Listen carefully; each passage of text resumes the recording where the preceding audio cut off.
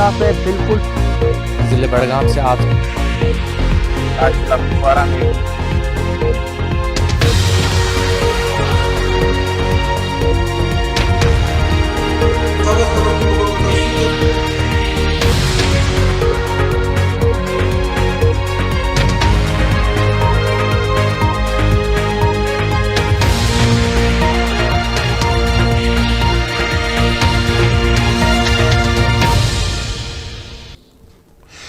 खबर की मुकम्मल तफसील और उनके साथ का मेजबान हाजिर खिदमत। अस्सलाम वालेकुम, अल्लाह की रहमत हो आप पर। आप देख रहे हैं न्यूज वादी कश्मीर का वाहिद और पहला टीवी चैनल। इनको देखने के लिए आप अपने मकामी केबल ऑपरेटर से भी राब्ता कायम कर सकते हैं। आपको बता दें कि आज के प्रोग्राम में हमने एक अहम मुद्दे पे बहस करनी है, बात करनी है, और हमारे साथ खास मेहमान प्रोग्राम में शामिल होंगे। एक तरफ से फेक एनकाउंटर की बातें चल रही है, दिफाई तर्जुमान का क्या बयान आया, शोपियान में जो एनकाउंटर हुआ था इसके लिए वे फॉरवर्ड कश्मीर में अब आगे कैसे बढ़ा जाए। वहीं पर लेफ्टिनेंट गवर्नर की बात करें तो उन्होंने आज काफी बड़ा पैकेज दिया है जिस पर कई एक लोगों ने सवालात उठाए हैं और कुछ लोगों ने काफी तारीफें की है। यह पैकेज है क्या, क्या कुछ हो रहा है 370 के बाद जम्मू कश्मीर में, लद्दाख की सिचुएशन क्या है, इस पर बात करने के लिए हमारे साथ खास 3 मेहमान मौजूद होंगे और आपको तीनों मेहमानों का भी तारुफ करवा देंगे। फिलहाल आपको बता दें आज जो पैकेज ऐलान किया गया है 350 करोड़ रुपए का, उसमें कहा गया है कि यह काफी लोगों को दिया जाएगा ताकि उन्हें राहत मिले। लेकिन इस पर अगर बात करें तो कई लोगों ने सवालात उठाने शुरू कर दिए हैं। वहीं पर हम बात करेंगे आज जो कुछ सप्ताह पहले एक एनकाउंटर हुआ था शोपियान में जिस पे काफी सवालात उठे थे और कुछ लोगों ने कहा था कि यह फेक एनकाउंटर है, जिस पर फौजी तर्जुमान और दिफाई तर्जुमान जो ने कहा कि अफस्पा का जो है गलत इस्तेमाल किया गया है और कसूरवारों को सजा भी दी जाएगी। बहरहाल ये एक बहुत अच्छी बात है कि जिस तरह से बात सामने आ रही है दिफाई तर्जुमान की तरफ से कि कार्रवाई अमल में लाई जाएगी। इससे पहले कि मजीद इन मुद्दों पे बात की जाए, मेरे साथ 3 मेहमान मौजूद है। सुनील डिंपल जी मेरे साथ जम्मू से मौजूद है और आपको बता दें ये जम्मू वेस्ट असेंबली मूवमेंट के प्रेसिडेंट है। मेरे साथ सोफिया अरफात है, सोशल पॉलिटिकल एक्टिविस्ट और कॉर्पोरेटर भी है साउथ कश्मीर से। मेरे साथ साहिल बशीर भट्ट है जो कि प्रेसिडेंट है वाईडीपी यूथ डेमोक्रेटिक पार्टी के। तीनों मेहमानों का खैर मकदम करता हूं। सबसे पहले सुनील डिंपल के पास जाऊंगा और पूछूंगा, सुनील जी आज गवर्नर की तरफ से, लेफ्टिनेंट गवर्नर और हुकूमत की तरफ से 350 करोड़ रुपए का पैकेज ऐलान किया गया, आप इससे मुतमईन हैं? आपको लगता है कि अब तरक्की होगी 370 के बाद, अब जो है जो ख्वाब दिखाए गए थे वो पूरे होंगे और ये पहला इतना बड़ा जो है बजट सामने लाया गया है लोगों के लिए? जी आपने तारिक साहब बड़ा अच्छा प्रश्न किया और इसके साथ साथ एक उपराज्यपाल साहब के एक 1350 करोड़ रुपए का पैकेज आया है और साथ में एक और भी एक सनसनीखेज फैसला लिया गया है कि जम्मू कश्मीर में हमारे जो पीआरसी है, जो हमारा पुश्तानी वशिंदा रियासत की वशिंदा सर्टिफिकेट है, स्टेट सब्जेक्ट है, वो आप उसको दरकिनार करके एक बेकार का डॉक्यूमेंट बना करके वो डोमिसाइल सर्टिफिकेट को लागू किया जाएगा और वो डोमिसाइल सर्टिफिकेट की जो पावर्स है वो नायब तहसीलदार मामूली से साहब को दी जाएंगी और वो अब डोमिसाइल सर्टिफिकेट की तस्दीक करेगा, जो कि आईएएस ऑफिसर्स द्वारा, डीसीज द्वारा और हायर अथॉरिटीज द्वारा प्रॉपर स्क्रूटनिंग करके हमारे बुजुर्गों की, डोगरों की, महाराजाओं की, कश्मीरी मुसलमानों की, कश्मीरी पंडितों की, तमाम वर्ग के, चिनाब वैली, पीर पंजाल के लोगों की पहचान हमारा स्टेट सब्जेक्ट था, उसको अब मामूली से एक नायब तहसीलदार साहब तस्दीक करेंगे बड़े बड़े आईएएस ऑफिसर्स की कि इनका ये डोमिसाइल देना है। आज ये इस स्तर के ऊपर हमारी रियासत को 370 के बाद तहस नहस करने के बाद, यूनियन टेरिटरी मामूली सी बनाने के बाद, और जो कुछ बचा खुचा है हमारे पास, एक हमारा पुश्तानी पहचान पत्र स्टेट सब्जेक्ट, उसको भी अब ये खत्म कर रहे हैं। यानी कि आज तो नायब तहसीलदार को ये पावर्स दे दी गई कि आप डोमिसाइल सर्टिफिकेट्स को इशू करो। कल ये पटवारियों को कहेंगे कि आप डोमिसाइल सर्टिफिकेट इशू करो और फिर चंद दिनों के बाद ये कहेंगे कि लोग जो भी जम्मू कश्मीर में रहना चाहते हैं, जो बाहरी राज्य के लोग रहते हैं, वो जम्मू कश्मीर में अपना डोमिसाइल खुद ही बना लें और पटवार खाने में और तहसील ऑफिस में जाकर के फाइल जमा करवा। जी, मैं तो सुनील जी आपको रोक रहा हूं, मैं सीधे आऊंगा साहिल बशीर भट्ट के पास। साहिल जी, जो मेरा सवाल था सुनील जी ने उसे जो है जो मसाइल के ले लिया, वो ये है कि आज लेफ्टिनेंट गवर्नर ने, सेना ने जो पैकेज का अनाउंस किया है वो 350 करोड़ है और खुसूसी पैकेज का ऐलान किया गया। उन्होंने मजीद कहा है कि बहुत कुछ आना बाकी है। क्या आप खुश है जो इतना बड़ा पैकेज दिया गया है, या आपके भी खदशात है इस पैकेज के बारे में? साहिल बशीर। देखिए साहब, हमारी रियासत नहीं, सुनील जी आपको मैं रोक रहा हूं, मैं पहले साहिल से पूछता हूं, आपके पास वापस आऊंगा। जी साहिल। जी तारिक भाई, देखिए जहां तक पैकेज का सवाल है, जहां तक पैकेज की बात है, अगर एक जो जम्मू कश्मीर के लोग हैं, जहां तक जम्मू कश्मीर के लोगों की बात करेंगे, यहाँ के एंटरप्रेन्योर्स की बात करेंगे, यहाँ के अवाम की बात करेंगे, अगर ये इनको राहत पहुंचाने की बात है तो वो वेलकम द स्टेप। एंड देखिए, चाहे सरकारें दिल्ली बैठकर कुछ भी करे, कोई भी फैसले ले, उनके जो भी मूव्स हो, उनको अपोज करना एक ऑपोजिशन का जो है हक होता है, ऑपोजिशन का रोल ही होता है कि उनको अपोज करे। और अगर ऑपोजिशन कहीं पे ना हो तो वो भी कहीं वैलिड रहता नहीं है। तो देखिए, ये देखना बहुत जरूरी है कि इसमें से हम जो है प्रोग्रेस की ओर जा रहे हैं, डेवलपमेंट की ओर जा रहे हैं, एक हेल्पिंग हैंड दिया जा रहा है जम्मू एंड कश्मीर के जो लोग हैं, इनको दिया जा रहा है, या इनको कोई नुकसान, ये देखने की बात है कि इनका नुकसान है या फायदा है। अगर फायदा है तो अप्रिशिएट करना चाहिए, अगर नुकसान है तो उस पर बात करनी चाहिए। जी, ये मेरा स्टैंड है। जी साहिल, मैं आपको रोकना चाहूंगा। उन्होंने मजीद कहा है, लेफ्टिनेंट गवर्नर आज की जो ट्रांसपोर्टर्स है, ऑटो रिक्शा वाले हैं, हाउस बोट मालिकान है और शिकारा वालों के लिए भी उन्होंने कहा है कि आने वाले दिनों में जो है वो पैकेज दिया जाएगा, उसके बारे में सोच रहे हैं। राजभवन श्रीनगर में एक प्रेस कॉन्फ्रेंस के दौरान जो है एलजी सेना ने कहा है कि ये जो आज का पैकेज है, इसके अलावा कहीं नए पैकेज आएंगे, ये तो सिर्फ आगाज है। सोफिया अरबात, आप इसके बारे में क्या कुछ कहना चाहेंगे? देखिए जी, अगर हम पैकेजेस की बात करेंगे और उससे समझेंगे कि हमारी इकोनॉमी मजबूत हो रही है या उससे उसको फायदा हो रहा है, तो ये गलत सोचना होगा हमारा। देखिए, पैकेज ऐसे मौके पर दी जाती है जब कोई नुकसान हुआ। एक एनफोर्स्ड लॉकडाउन था गवर्नमेंट की तरफ से 5 अगस्त 2019 के बाद, और उसका एस्टिमेट है 42,000 करोड़ रुपए। हमारी रियासत के ताजिर, हमारी रियासत के ट्रांसपोर्टर्स और हमारे सर्विस प्रोवाइडर्स जितने भी हैं, उनको ये एस्टिमेटेड नुकसान पहुंचा है। जब एनफोर्स्ड लॉकडाउन स्टेट की तरफ से हो तो इसमें स्टेट पूरी तौर से जिम्मेदार है, और वो ये पीनट्स का पैकेज कि हमें खुश करना चाहती है, तो इससे मुमकिन नहीं है कि हम लोग खुश हो जाएं। कैसे खुश हो सकते हैं? क्योंकि आप ये खुद समझिए, अंदाजा लगाइए कि 42,000 करोड़ रुपए की जगह आपको 1350 करोड़ रुपए का एक लॉलीपॉप थमाया जा रहा है, और आप समझते हैं कि उससे हमारी इकोनॉमी वाइब्रेंट बनेगी, हमारी इकोनॉमिक एक्टिविटीज बूस्ट मिलेगा। तो this is completely insane. I don't मतलब अप्रूव ऑफ दीज थिंग्स। हाँ, सही बात है कि हाँ, इससे कुछ लोगों को फायदा मिलेगा। We at the same time appreciate it कि चलो एक शुरुआत तो हुई है, या अगर उनकी बात को हम माने कि कुछ और भी आना बाकी है। पहली बात यह है कि 80,000 करोड़ रुपए का इसी गवर्नमेंट ने पिछली बार अनाउंसमेंट किया था जेएंडके के लिए, जहां पर 80,000 करोड़ रुपए के पैकेज को अभी दिल्ली से यहां तक आने में 4 साल लगे हैं और अभी तक वो पैसा आया नहीं है। उस हिसाब से आप देखिए कि ये पेस पे 1350 करोड़ रुपए कब पहुंचते हैं। अगर हम दिनों की शुरुआत करेंगे या काउंट करना स्टार्ट करेंगे तो ये सारी चीजें जो है आईवाश साबित नहीं होनी चाहिए, बल्कि अगर कोई भी छोटा या बड़ा स्टेप गवर्नमेंट उठाती है तो इसको इंप्लीमेंट करना और एग्जीक्यूट करना गवर्नमेंट का सबसे अव्वली फर्ज है। और इकोनॉमी को रोबस्ट करने के लिए पैकेजेस के सहारे नहीं चलिए, बल्कि एक कंप्रहेंसिव पॉलिसी बना के लाइए, जिसकी वजह से हमारे जितने भी ताजर, हमारे सन्नतकार, जितने भी क्रॉप्स या हैंडीक्राफ्ट से जुड़े हुए लोग हैं या सर्विस प्रोवाइडर्स हैं, उनकी इकोनॉमिक एक्टिविटीज को बहाल किया जाए।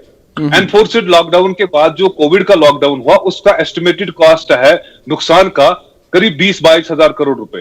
तो आप खुद समझिए कि करीब 7,000 करोड़ रुपए का जो हमारे पास इस वक्त अंदाजा है, एक एस्टिमेट है गवर्नमेंट का ही एजेंसियों का, कि लोगों को नुकसान हुआ तो 1350 करोड़ रुपए, उसमें बहुत ऊंट के मुंह में जीरे के बराबर है।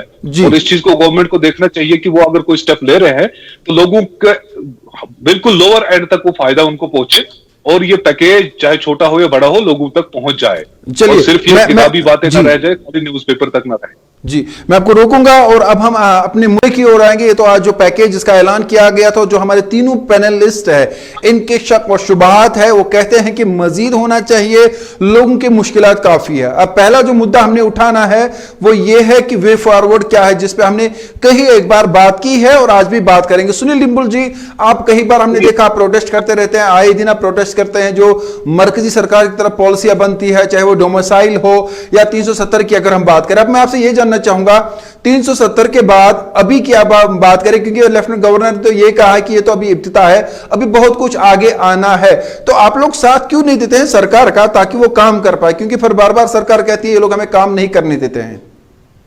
तारिक साहब, ये सरकार को हम काम नहीं करने से कभी रोका नहीं है।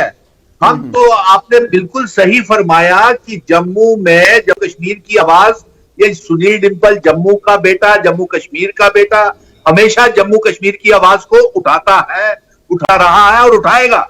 लेकिन अगर ये सरकार अपने विफलता असफलता को छुपाने के लिए ये कहे कि हमें काम नहीं करने दिया जाता, तो इसमें हमारा क्या दोष है? अब जम्मू कश्मीर में बेरोजगारों की तादाद इतनी बढ़ रही है, कुछ कहने की बात नहीं, बेरोजगारी इतनी बढ़ गई है। और दफा 370 तोड़ने से पहले और हमारा स्पेशल स्टेटस छीनने से पहले हमें बड़े ख्वाब दिखाए गए थे, और आखिर में हुआ ये नतीजा कि हमारी खूबसूरत रियासत को तहस नहस करके, हमारी पहचान को तहस नहस करके, और आखिरी निशानी को भी हमसे छीना जा रहा है। और बाहरी राज्य के लोगों को जम्मू कश्मीर की सरकारी नौकरियों में नौकरियां दी जा रही हैं। हम अपने बच्चों को अभी तक नौकरियां नहीं दे पा रहे। हम रहबरे तक। जी सुनील जी, आपकी आवाज नहीं आ रही हमें। और इससे पहले कि सुनील जी के पास हम वापस जाए, शायद राब्ता मुनक़ता हुआ, मैं वापस आऊंगा साहिल बशीर के पास। साहिल, आपसे मैं जानना चाहूंगा, हम अब बात कर रहे हैं कि अब जो ये बातें हुई है पास्ट में, अब फ्यूचर और प्रेजेंट का सोचा जाए, पहले प्रेजेंट और फिर फ्यूचर। आपको क्या लगता है कि अब आगे कैसे बढ़ा जाए? आपको लगता है, उम्मीद है आगे बढ़ सकते हैं, सरकार का साथ देना चाहिए? आपको लगता है कि सरकार जो भी बोल रही है गलत बोल रही है? जी साहिल।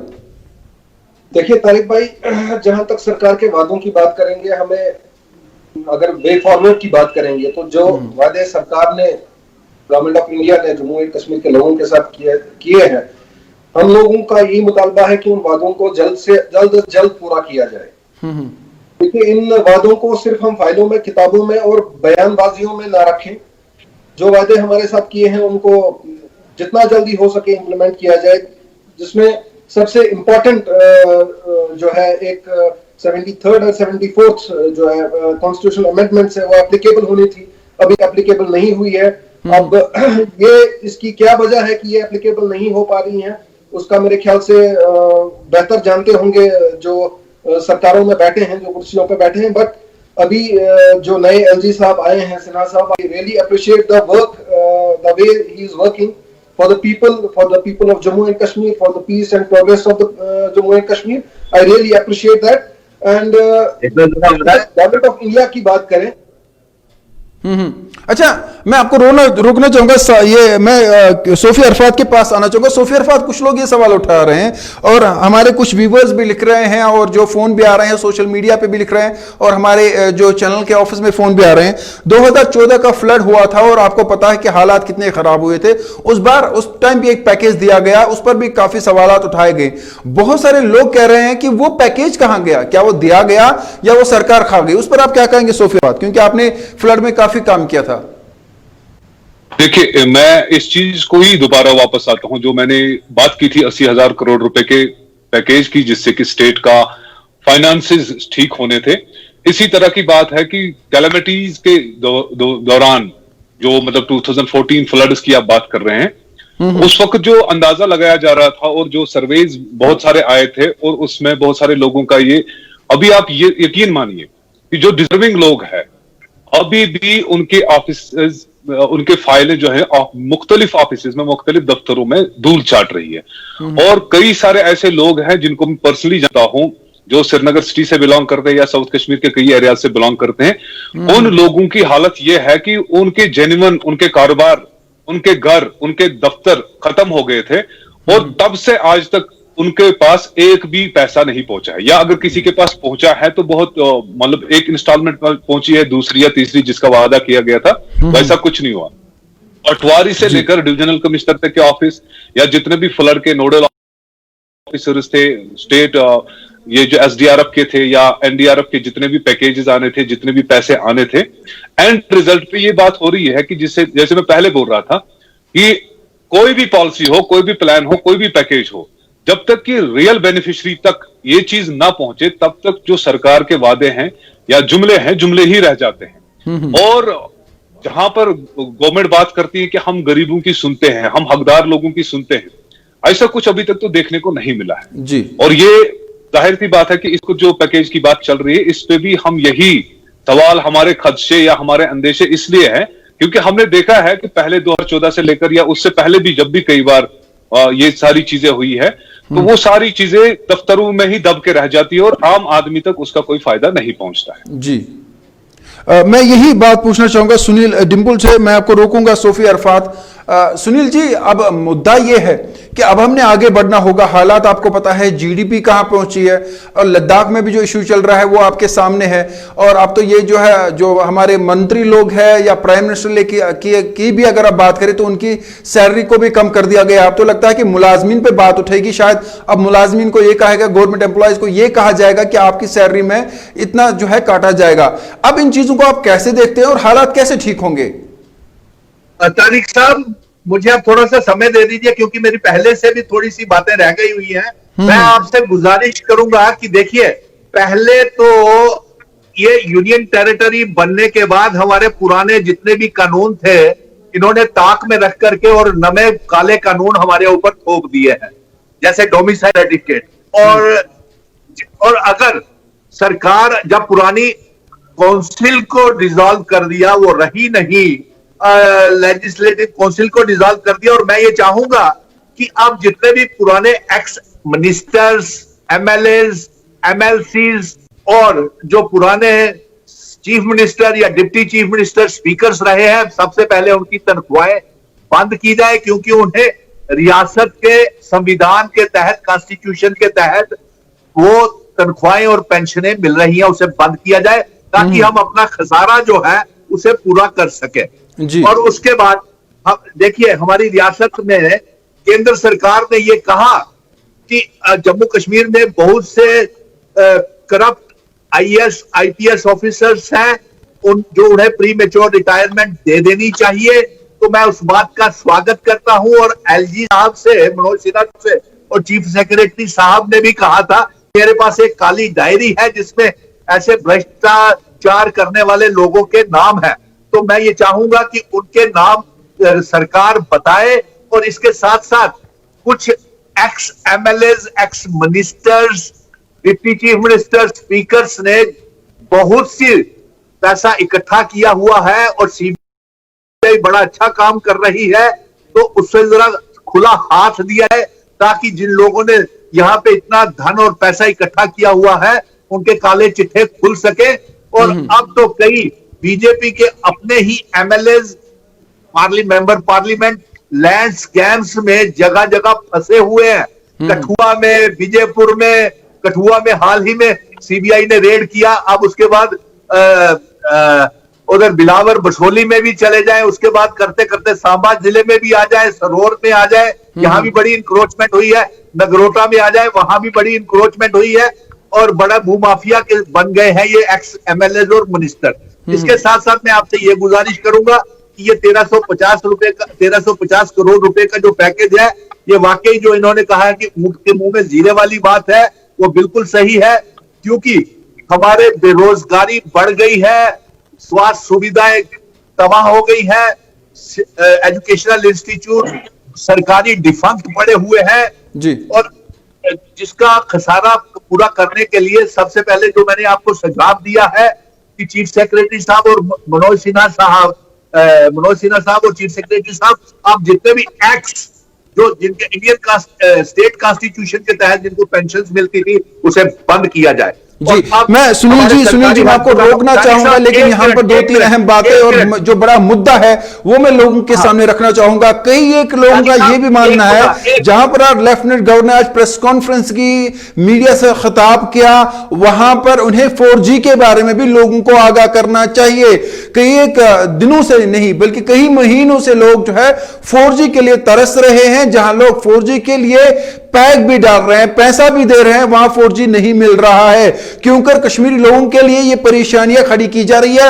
वही फारूक अब्दुल्ला ने भी आज पार्लियामेंट में इस पर बात की है। जिस तरह से बाकी रियासतें, बाकी यूटीज 4G का इस्तेमाल कर रहे हैं, टेक्नोलॉजी का इस्तेमाल कर रहे हैं, क्या कश्मीरी लोगों का यह हक नहीं है? अब जम्मू कश्मीर के लोगों के लिए 4G फिल 4 खोला जाए और उस पर जो है लेफ्टिनेंट गवर्नर या जो भी इंतजामिया है, सेंट्रल गवर्नमेंट है, उन्हें यह बावर करवाना चाहिए कि 4G कब तक वो रेस्टोर करेंगे।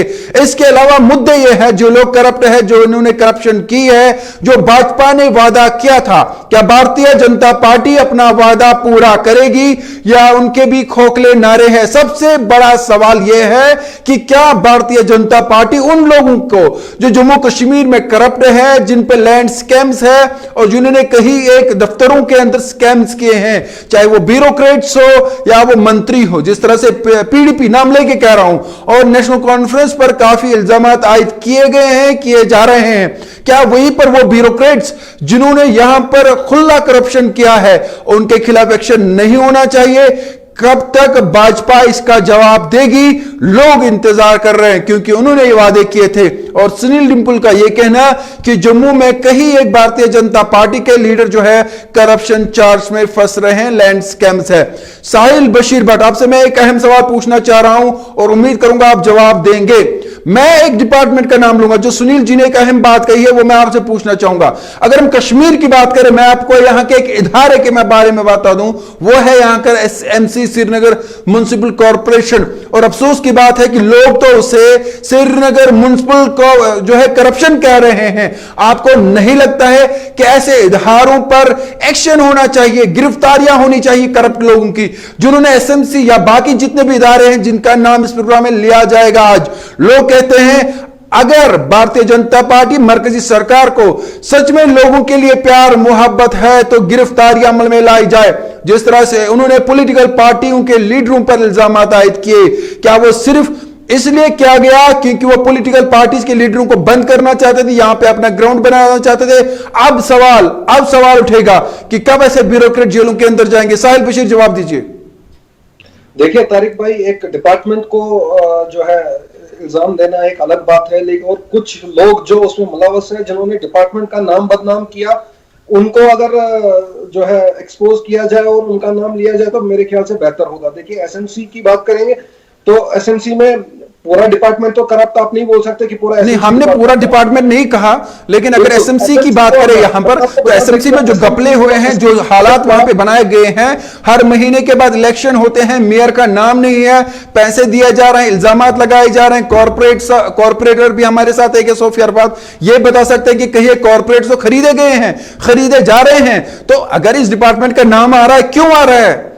देखिए, जहां तक अगर आप श्रीनगर म्युनिसिपल कॉर्पोरेशन को एक पॉलिटिकल अखाड़ा बनाएंगे तो यही होगा। बिल्कुल सही बात में अगर आप देखिए इन्होंने जो है यहाँ पे डिप्टी मेयर इलेक्शंस, कॉर्पोरेटर को खरीदना, कॉर्पोरेटर को ब्राइब करना, कॉर्पोरेटर को जो है अनलॉफुली उनको होटलों में बिठा के रखना और उसके बाद में ये सारी चीजें करना। मुझे नहीं लगता है कि ये कॉर्पोरेशन एक वैसी कॉर्पोरेशन रही है जो इसका एक ऑनर होता है, कॉर्पोरेशन का एक ऐसा ऑनर वहां पे रहा है। देखिए, अगर हम पिछले इलेक्शन की भी बात करेंगे, यहाँ पर मतलब अफसोस होता है इंसान को सोचने के बाद में, जो पैसों के नाम पे जो कॉर्पोरेटों को खरीदा जाता है, और जो अफसोस होता है ऐसे कॉर्पोरेटों पे जो बिकते हैं चंद पैसों के लिए, और उनके लिए हर महीने इलेक्शन होना एक ईद है। उनको कहां अपनी सैलरीज याद रहेंगी, उनको कहां लोगों के काम याद रहेंगे, उनको कहां डेवलपमेंट याद रहेगी। उनको तो सिर्फ इलेक्शन याद रहता है कि इलेक्शन कब दोबारा हो और हम कब दोबारा से जो है हमारी ईद आए और हमको ईदी मिले। अब हर महीने वो इलेक्शन नहीं करेंगे तो और क्या करेंगे? ये तो यही कॉर्पोरेटर है, मेरे ख्याल से वो इंडिपेंडेंट कॉर्पोरेटर है जो हमेशा कभी डिप्टी मेयर के साथ, कभी मेयर के साथ, कभी दूसरे डिप्टी मेयर के साथ। कॉर्पोरेटर है उतने ही 70 ही है। यही 70 लोग एक महीने एक कॉर्पोरेटर के साथ होते हैं और दूसरे महीने दूसरे मेयर के साथ होते हैं और तीसरे महीने डिप्टी मेयर के साथ होते हैं। इनकी तो चांदी है, इनको कहाँ लोगों के काम याद रहेंगे। ये एसएमसी करप्ट नहीं है, ये जो लॉबी वहां पे क्रिएट की गई है, ये पॉलिटिकल अखाड़ा जो वहां पे बनाया गया है, इन्होंने म्युनिसिपल कॉर्पोरेशन का नाम खराब किया है।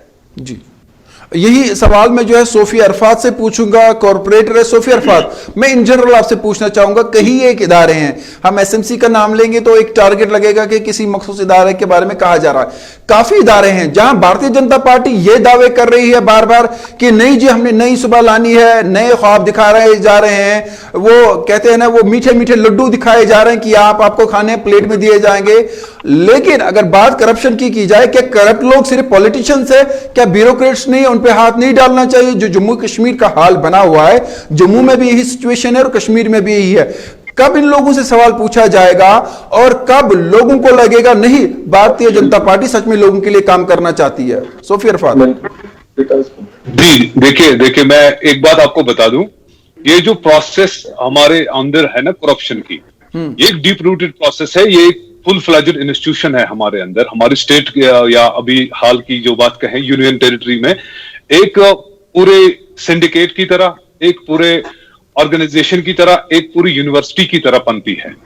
और इस यूनिवर्सिटी से पास आउट जितने भी हैं, यानी जो बाहर से आईएएस आईपीएस ऑफिसर्स यहाँ पे लाके पोस्टिंग की जाती है, वो उनके दिमाग में भी बड़े बड़े अच्छे सपने होते हैं, लोगों के प्रति बड़े वो एक उनको सहूलियत देने के लिए जो उन्होंने ख्वाब देखे होते हैं वो होते हैं। लेकिन यहाँ की यूनिवर्सिटी में जब उनको दाखिला मिलता है तो वो यहाँ से पास आउट होने के बाद इतने जी इस तरीके से मतलब वो पास आउट हो जाते हैं, ग्रेजुएट हो जाते हैं, फिर पोस्ट ग्रेजुएट हो जाते हैं कि वो कहीं पे भी कंट्री के अंदर पूरी तरह से करप्शन के माहिर होते हैं। मैं एक बात आपको बताना चाहूंगा कि हमारा अभी हाल का इलेक्शन है जिसमें आपने कॉर्पोरेट्स की खरीद फरोख्त की बात की है, ये हमारे सिस्टम के मुंह पर एक तमांचा है। जिस इलेक्शन से चुनकर मैं खुद एक काउंसलर बना हूं, मैं उस इलेक्शन प्रोसेस को ही पूरा वेग और फेक मानता हूं, क्योंकि इसमें हमारे वो ह्यूमन रिसोर्स चुन के नहीं आया जो हमारे लोकल गवर्नेंस के मसाइल को सही ढंग से लोगों के मसाइल को हल कर सकते थे, उनको उठा सकते थे, उनके ऊपर अपना विजन रख सकते थे, फोकस रख सकते थे। और अनफॉर्चुनेटली हमारे पास वो ह्यूमन रिसोर्स चूज होके नहीं आई है जिसको चूज होके आना चाहिए था।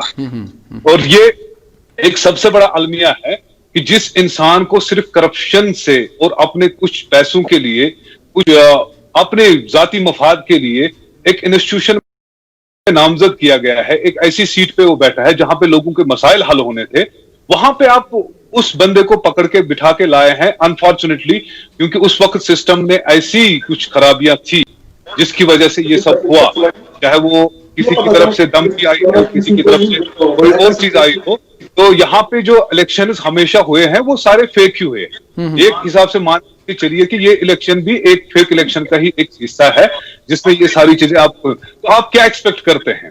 जिस आदमी के पास अपनी कोई विजन, कोई भी प्रोग्रेसिव एजेंडा, कोई भी सोच नहीं हो समाज के प्रति, वो किसी इंस्टीट्यूशन की कुर्सी पे बैठ के लोगों के मसाइल क्या हल करेगा? उसके लिए तो हर हफ्ते इलेक्शन होना चाहिए, क्योंकि एक बार वो 1 से बिकता है 10,000 में, दूसरे से 10 लाख में बिकता है, तीसरी बार 4 लाख में बिकता है। तो अल्टीमेटली ये होता है कि जो हमारे अंदर सिस्टम के अंदर जो सिस्टम करप्शन है वो इतनी डीप रूटेड हो चुकी कि आप इसे छुटकारा पा नहीं सकते अनटिल एंड अनलेस कि आप पूरी तरह से उन करप्ट ऑफिसर्स को, करप्ट पॉलिटिशियंस को नंगा करके उनके खिलाफ ऐसी फास्ट ट्रैक अदालत में मुकदमे न चलाए और उनको वाकई सजा न दिलाए और लोगों के लिए एक मिसाल न बने, तो ये करप्शन यहां से खत्म नहीं होने वाली। और आप छोटे बड़े जुमले बता के, मीठे मीठे बोल के इस चीज को वो एक पेंट नहीं कर सकते ब्रश से। इसको पेंट करने से पेंट तो उखड़ जाएगा, क्योंकि अंदर से प्लास्टर जो है वो खोखला है। तो ये हमारे सिस्टम। जी, मैं सोफिया अरफात आपको रोकना चाहूंगा क्योंकि मैंने और एक मुद्दे की ओर भी आना। मैं सुनील डिम्पल के पास जाऊंगा। सुनील जी, जब हम करप्शन की बात करते हैं, करप्शन है, लेकिन करप्शन करने वाले हम ही लोग हैं, हम ही तो इस सोसाइटी के, हम ही तो इस जम्मू कश्मीर में रहने वाले बसने वाले लोग हैं। अगर हम जम्मू की बात करें तो जम्मू में इस वक्त स्टेटस क्या है? जहां तक भारतीय जनता पार्टी का कहना है कि लोग हमारे साथ है, भारतीय जनता पार्टी दावे कर रही है कि जम्मू में बहुत ज्यादा काम हुआ है, कश्मीर में भी हुआ, तो जम्मू का प्रेजेंट सिनेरियो और सिचुएशन क्या है, स्टेटस क्या है? क्या आपको लगता है कि भाजपा ने वो किया जो उन्होंने वादा किया था 370 के बाद? तारिक साहब, मैं आपको ये बता दूं कि बहुत अच्छा कर रही है सीबीआई, जो है जगह जगह छापे मार रही है जी। इसका हम स्वागत करते हैं, वेलकम करते हैं। लेकिन हम ये भी चाहेंगे कि सीबीआई जो है किसी एक का पक्षपात नहीं करे और किसी एक के इशारे के ऊपर काम नहीं करे। अगर ये छापे मार रही है तो तमाम ऐसे लोग जिन्होंने भू माफिया में शामिल है, जिसमें एक्स मिनिस्टर्स भी हैं, एक्स एमएलएस भी हैं, और पिछले 6 सालों में कईयों ने जमीनों का कब्जा किया हुआ है, हेमगिरी लैंड स्कैम में फंसे हुए हैं और जेएंडके बैंक के करोड़ों रुपए के घोटाले किए हुए हैं। हाल ही में उनको सरकारी बंगले खाली करने का नोटिस भी दिया उन लोगों को, लेकिन उन्होंने अभी तक खाली नहीं किए। बड़े अफसोस की बात है। और दूसरा ये कि इसको सीबीआई को इम्पार्शल होकर के काम करना चाहिए, किसी की डायरेक्शन के ऊपर काम नहीं करना चाहिए। करप्शन हमारे सरकारी दफ्तरों में घुस गई हुई है और मैं ये चाहूंगा कि ये जो पॉलिटिकल राजनीतिक ex MLA, x ministers, x deputy chief minister, speakers हैं, इनके भी जरा सेट्स को देखा जाए, क्योंकि ये भी जमीनों के इंक्रोचमेंट में बहुत इनका नाम आया हुआ है। इसके बाद मैं 2 बातें और आपको रखना चाहता हूं कि इस समय कोरोना वायरस बड़ी तेजी के साथ फैल रहा है और हमारा जम्मू कश्मीर में बहुत सारी मौतें होना शुरू हो गई हैं। और हमारे जम्मू का जो स्टेटस ये है कि तारिक साहब, हमारा मेडिकल कॉलेज, जम्मू का मेडिकल कॉलेज की एडमिनिस्ट्रेशन बिल्कुल ठप हो गई है। यहाँ पे लोगों को ऑक्सीजन नहीं मिल रही, वेंटिलेटर्स नहीं मिल रहे। तमाम जितने भी अस्पताल हैं, गांधीनगर के एसएमजीएस अस्पताल, सरवाल, रिहाड़ी और तमाम 10 जिलों के जो अस्पताल है, वहां पे ऑक्सीजन की बेहद कमी हो गई है। जबकि हमारी रोज की गवर्नमेंट मेडिकल कॉलेज की रिक्वायरमेंट 6000 एलपीएम लीटर पर मिनट है और हमारे पास 1000 लीटर ही हम उनको गैस ऑक्सीजन दे पा रहे हैं। और इसके साथ साथ हमारा एक फुल फ्लैज्ड गैस को डिपार्टमेंट बंद पड़ा हुआ है, अब पड़ा हुआ है। लेकिन आपको मुबारक है कि आपके स्कीम्स का, सोडा का और गवर्नमेंट मेडिकल कॉलेज कश्मीर का चल रहा है गैस्ट्रो डिपार्टमेंट, लेकिन ये पिछले 4 सालों से जम्मू का बंद पड़ा हुआ है। इसकी भी इंक्वायरी होनी चाहिए। और साथ में हम ये चाहेंगे कि सीबीआई की जो इंक्वायरी करे कि जम्मू में ऑक्सीजन की कमी क्यों आई, वेंटिलेटर्स क्यों नहीं है, जो परचेज पीपी किट्स की गई, मास्क की गई, वो लोगों तक पहुंची ही नहीं।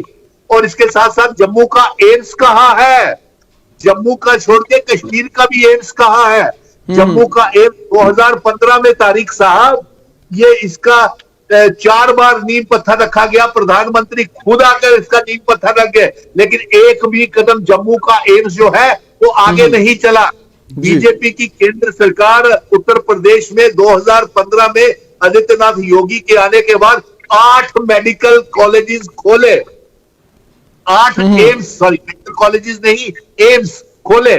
और साथ में हर रोज जहां भी बीजेपी की सरकारें हैं वहां पे 100 टन 50 टन ऑक्सीजन हर रोज दे रही है। लेकिन जम्मू में, जम्मू क्षेत्र में, रीजन में लोग ऑक्सीजन की वजह से मर रहे हैं और जो लोग अब डर गए हैं, दहशत में फंसे हुए हैं कि कोई गवर्नमेंट मेडिकल कॉलेज में नहीं जाता तारिक साहब, और डरता है, घबराता है। क्योंकि अगर कोई हार्ट का डिजीज, सीसीयू, आईसीयू या इमरजेंसी वार्ड में ऑक्सीजन नहीं है, अगर कोई पेशेंट हार्ट कैंसर, हार्ट की वजह से, कैंसर की वजह से, ये डायलिसिस की वजह से, किडनी की वजह से मर जाता है, ये डॉक्टर अपना छुड़काने के लिए उसे कह देते हैं ये कोरोना वायरस की वजह से मरा है, और खुद वो उसको।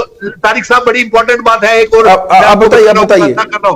हर डॉक्टर की, तारिक साहब, सरकार ने 50 लाख रुपए का बीमा इंश्योरेंस किया हुआ है, लेकिन जम्मू के कोविड के आइसोलेशन वार्ड्स में ना डॉक्टर्स जाते हैं, ना पैरामेडिकल नर्सेज स्टाफ जाता है, और ना ही अटेंडेंस को जाने देता है।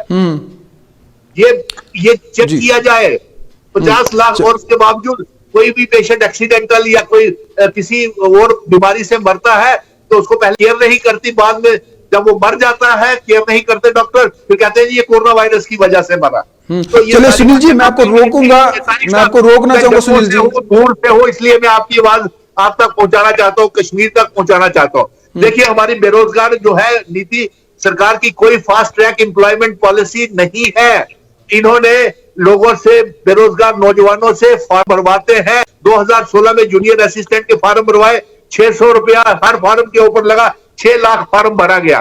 फिर 2018 में भी जूनियर असिस्टेंट के फॉर्म एजुकेशन बोर्ड ने निकलवाए, 600 रुपया हर फॉर्म के लगा और 6 लाख फॉर्म भरा गया। इसी प्रकार क्लास 4 की अपॉइंटमेंट के लिए भी 10 लाख से ज्यादा एप्लीकेशनें लग गई हैं, लेकिन सरकार ने वो सारी की सारी पोस्टें विड्रॉ कर ली, करोड़ों रुपया इकट्ठा कर लिया, ना तो उनको बेचारों को नौकरियां दी, ना रिटन टेस्ट कंडक्ट किए, ना उनका पैसा ही रिफंड किया जी। और 18-24 के बच्चों को सरकारी नौकरियों सुनील जी, मैं आपको रोक रहा हूं। सुनील जी, मेरे पास 2 पैनलिस्ट और है, मैं आपको रोक रहा हूं और मैंने और एक मुद्दे की ओर भी आना है। और फौज ने उस पर इख्तियार से तजावुज किया, अमशीपुरा शोपियां में मोबाइल झड़प की तहकीकात मुकम्मल, और ये जो है दिफाई तर्जुमान का बड़ा बयान आया है। आपको बता दें कि जो 3 नौजवान मारे गए थे, जिनके बारे में पहले ही शुबा किया जा रहा था कि ये इनोसेंट है और इन्हें मार दिया गया है फेक एनकाउंटर में, जिस पर फौजी तर्जुमान ने कहा कि बाइख्तियार इंतजामी हुकाम का मलबूस अफराद के खिलाफ जो है फौजी कानून के तहत कार्रवाई का हुक्म दिया गया। मैं साहिल बशीर के पास आऊंगा। साहिल जी, ऐसे कई बार जो है इल्जामात लगाए गए हैं और फिर यह कहा गया कि इंक्वायरी नहीं हुई, कसूरवारों को सजा नहीं दिया गया, जो है यह कहा गया कि कसूरवारों को सजा दिया जाएगा। आपको नहीं लगता कि अगर कभी भी कहीं भी कोई ऐसा केस हो जाता है, जो कि अफसोसनाक है, बहुत गलत बात है, कहीं पर भी नौजवानों को मारकर लेबल लगाना कि ये दहशतगर्द है, इस पर एहतिजाज बनना लाजिम है। लेकिन अब चूंकि फौजी तर्जुमान ने भी, लेफ्टिनेंट गवर्नर ने भी और डायरेक्टर जनरल ऑफ पुलिस ने भी यह वादा किया है और वह वादा पूरा हो रहा है कि कसूरवारों को सजा दी जाएगी। लेकिन लोग इसलिए फिर एक्सट्रीम जो है इस सिस्टम के बाहर जाते हैं, उन्हें गुस्सा आ जाता है, उन्हें लगता है कि इंसाफ नहीं मिलेगा। अब चूंकि अगर यहां पे इंसाफ मिलेगा, लेकिन आपको लगता है अगर इससे पहले भी कई बार इस तरह की बातें उठी है, हर कोई फाइल खुलनी चाहिए और कसूरवारों को सजा देनी चाहिए ताकि लोगों का दिल जीत पाए ये सिस्टम। जी देखिए तारिक साहब, जहां तक फेक एनकाउंटर्स की बात है, मैं यही कहूंगा कि killings are never justified, killings कभी भी जस्टिफाइड नहीं है।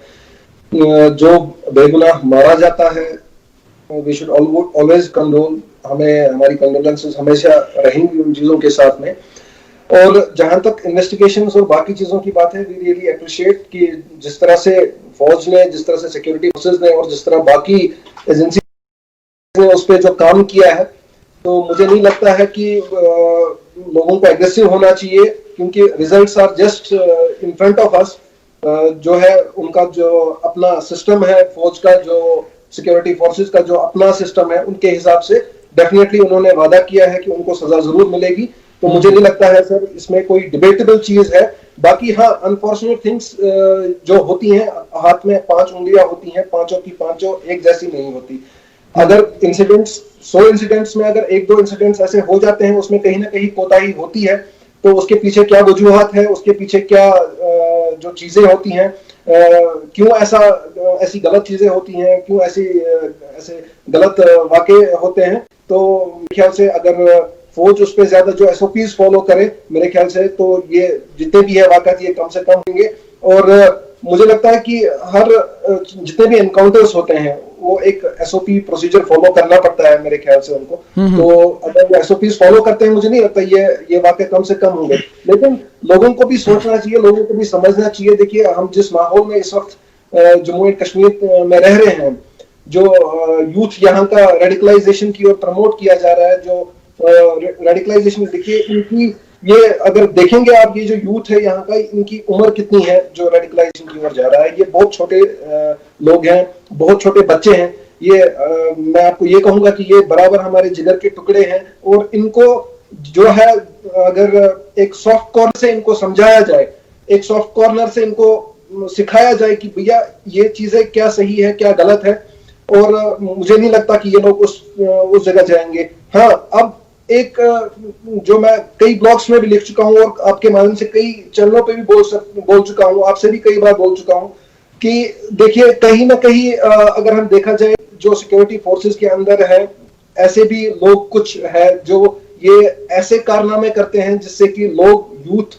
और खासतौर पर वो लड़के जो रेडिकलाइजेशन की ओर जा रहे हैं, उनका कहीं ना कहीं उसमें ऐसा हाथ होता है कि वो ऐसे कुछ वाकयात करते हैं, उनपे बेगुनाह लोगों पे जुल्म करते हैं, ऐसे छोटे बच्चों को पकड़ते हैं, बिना वजह पकड़ते हैं, एक गलत केस में उनको इन्वॉल्व करते हैं। जब वो बाहर आते हैं तो बाहर आके वो सोचते हैं, उनको लगता है कि उनका माइंडसेट जो है ये बन जाता है कि नहीं, हमारा हल जो है सिर्फ बंदूक है, क्योंकि ये उन्हीं बच्चों पे ये जो है हावी हो जाते हैं जिन पर ये लगता है कि ये बहुत इनोसेंट है। जो बच्चा इंटेलिजेंट है, जो बच्चा चालाक है, जिसपे ये बातें नहीं चलेंगी, वो तो जाएगा नहीं।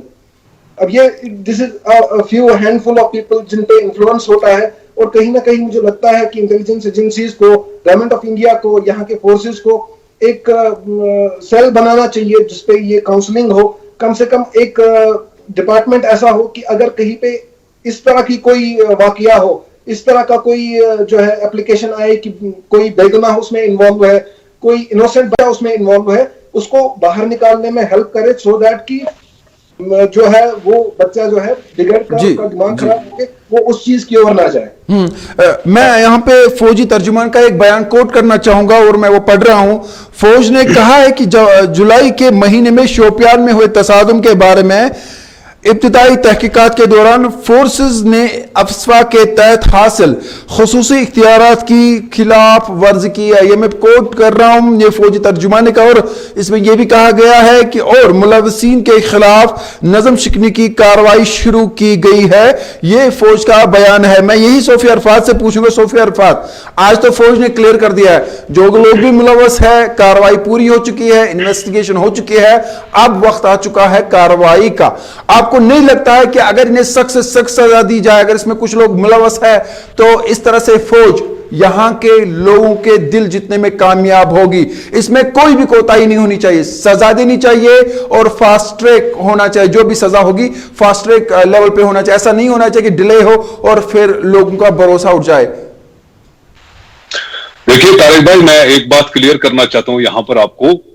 जम्मू एंड कश्मीर, चाहे आप इसको स्टेट बोले या यूनियन टेरिटरी बोले, पॉलिटिकली, ज्योग्राफिकली इंडिया के साथ जुड़ी हुई है, इसमें कोई शक की बात नहीं है। फिलहाल हम इसी हकीकत को मान के चलते हैं।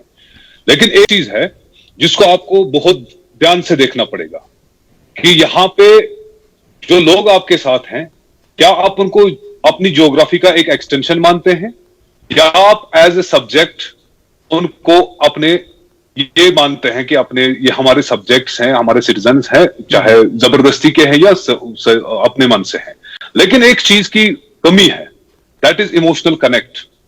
इमोशनल कनेक्ट इंडियन गवर्नमेंट की जितनी भी ऑर्गेनाइजेशंस हैं, जितनी भी एजेंसीज हैं, और जो गवर्नमेंट ऑफ इंडिया है, और फिर इंडिया की सिविल सोसाइटी की हम बात करेंगे, या फिर उसमें डेमोक्रेसी के जो भी चार पिलर्स हैं, उन सब जगह से यहां कश्मीर के लोगों को एक इमोशनल डिस्कनेक्ट का सामना करना पड़ा है। इमोशनली वो कभी कनेक्ट हो नहीं पाए हैं, और उस पे ये सारी चीजें, जहां पे ऐसी कोई, हम इनको स्ट्रे इंसिडेंट्स नहीं, जी लगता है राब्ता सोफी अरफात के साथ जो है मुनक़ता हुआ, जो है मुझे इशारा होगा कि मुनक़ता हुआ है कि नहीं बात हो पाएगी। जी जी सोफी अरफात जी, राब्ता जी, तो हाँ, मैं ये बात आपको बता रहा हूं कि लगता है कि डिस्कनेक्ट हो सोफिया और सारे गेस्ट मेरे से डिस्कनेक्ट हुए। शायद मैं अपने एडिटर से कहूंगा वो जरा दिख ले। सुनील जी, आपको मेरी आवाज आ रही है?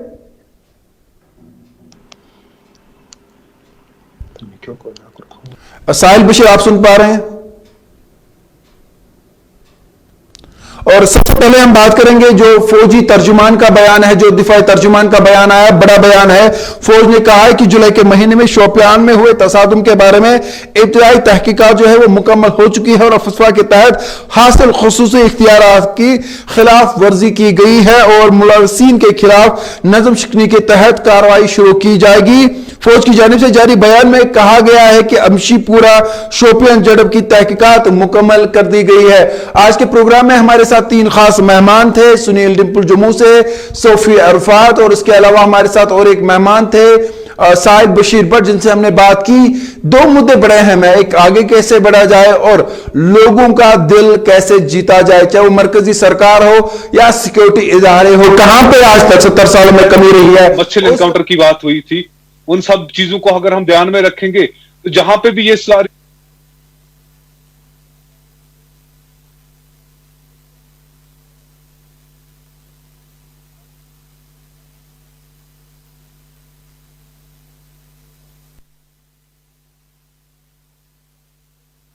आज के मुद्दे से इजाजत का तलबगार हूं। आपकी और हमारी नींद अच्छी हो, आपको और हमारा अल्लाह निगहबान।